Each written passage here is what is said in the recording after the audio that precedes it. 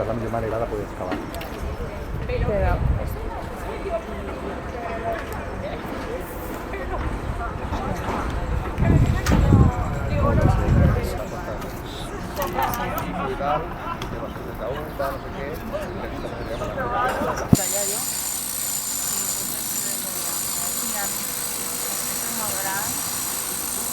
Ara estem en el procés inicial de conservació d'una peça d'un barco amarat.